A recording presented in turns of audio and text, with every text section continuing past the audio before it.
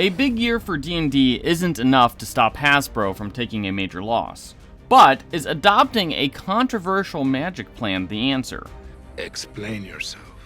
Yesterday, Hasbro announced its quarterly and year-end earnings report for 2023.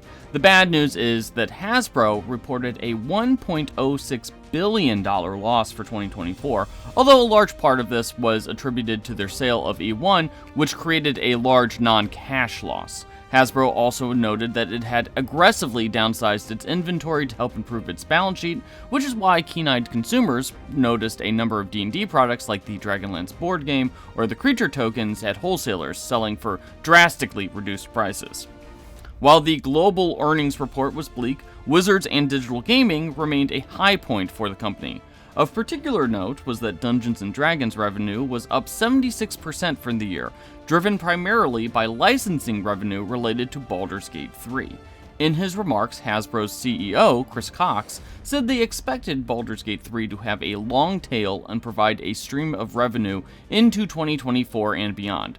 Cox believes that additional D&D video games will also help power the franchise over the next 5 to 10 years. Now, we got a few other interesting tidbits about D&D during this investor call that I want to talk about. Notably, Cox says that the D&D TV show that was announced for Paramount Plus is still happening. The project is still in development, and this is the first update that we've gotten about this since the D&D movie didn't perform as well as hoped. There are apparently several other D&D entertainment projects also in the works, although Cox didn't provide any details about what they are or when they would come out.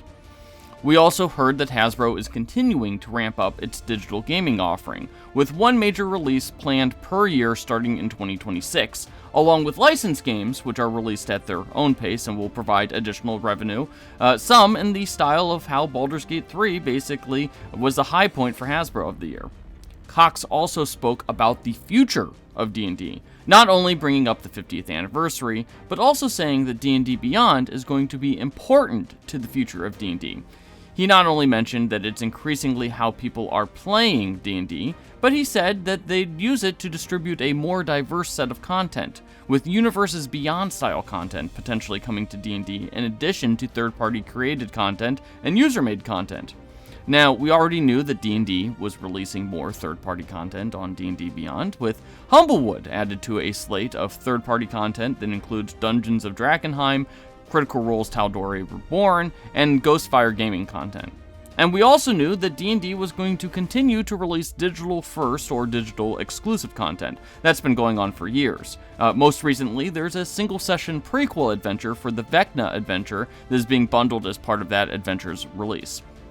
However, the Universes Beyond style content is intriguing and a little new to some extent. Hasbro has toyed with this before to some extent. We have the Stranger Things and Rick and Morty starter sets, and probably more relevantly to this discussion, we had that Minecraft pack on D&D Beyond last year.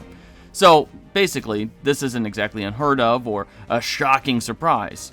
We also know that a lot of brands are looking to get into tabletop RPGs. Marvel, Avatar: The Last Airbender, and Alien are just some of the big franchises that are out there that have either self-made or licensed RPGs.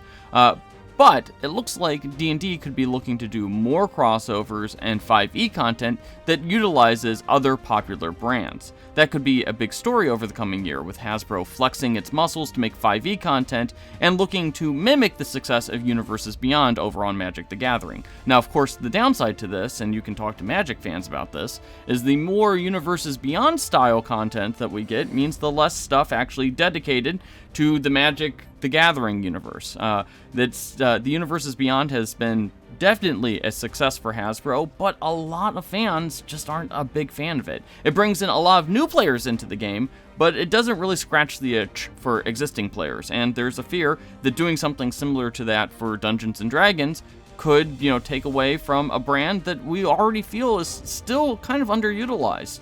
After all, we're not getting a lot of, campaign setting based stuff. Ever since Planescape, we haven't seen much of that at all, and it doesn't look like there's much on the horizon in that regard. Anyways, do you think that Universes Beyond style content on D&D Beyond is the way to go? Let us know your thoughts in the comments, and as always, don't forget to hit those like and subscribe buttons.